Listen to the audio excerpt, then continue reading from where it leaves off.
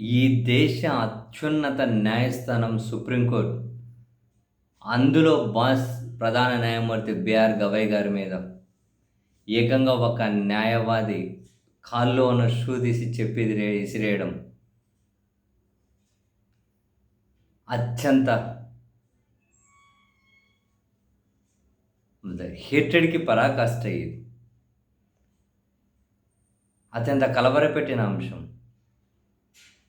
దానికి మించి నన్ను చాలా తీవ్రంగా డిసప్పాయింట్ చేసింది ఏంటి అంటే, ఆ షూ విసిరిన వ్యక్తి మీద ఎలాంటి చర్యలు తీసుకోకుండా పోలీసులు వదిలేశారు. ఆ మేరకు సుప్రీంకోర్టు చెప్పింది వదిలేయమని అని చెప్పి వదిలేశారు అని చెప్పి వార్తలు. సరే, బార్ కౌన్సిల్ ఆఫ్ ఇండియా ఆయన లాను క్యాన్సిల్ చేశారట.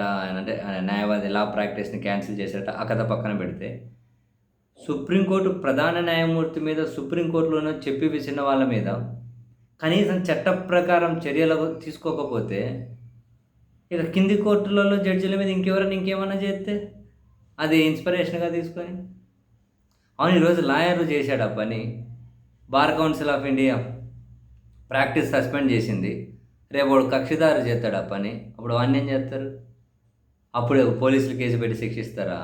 ఎందుకు ఇప్పుడు ఈ షూ విషయంలో ఈ లాయర్‌కి ఏం న్యాయం ఉంటది? వాడికి ఏం న్యాయం ఉంటది? ఇప్పుడు ఈ షూ విషయంలో వీడేడో హేటెడ్‌తో కొట్టుకుంటున్నాడు. దేశంలో ఇప్పుడు అదే పెద్ద దేశభక్తి కాబట్టి, హేటెడ్ అనగానే ఇప్పుడు దేశభక్తిగా కీర్తించబడుతుంది కాబట్టి వాడిని వదిలేశారా? రేపు కక్షిదారు వానికి అన్యాయం జరిగింది, వాడు ఆశించిన తీర్పు రాలేదని చెప్పి రేపు ఇంకోటి జడ్జి మీద ఇంకేమన్నా చేస్తాడు. అప్పుడు వాడిని వదిలేస్తారా? చట్ట ప్రకారం చర్యలు తీసుకోవాలి కదా! అవును, మీరు వాని దగ్గర నుంచి ఏం వివరణ తీసుకున్నారని, ఏ స్టేట్మెంట్ తీసుకున్నారని, వాడెక్కడ పశ్చాత్తాపం వ్యక్తం చేశాడని ఆ లాయర్‌ని వదిలేశారు.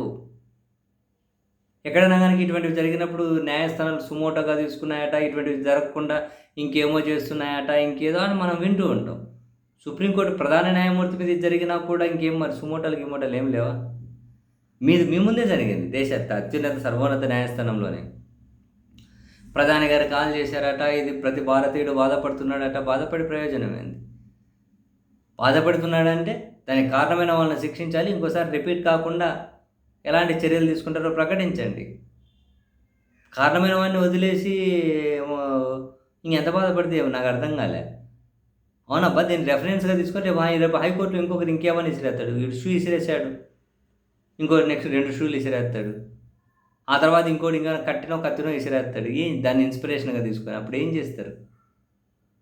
చేస్తారు?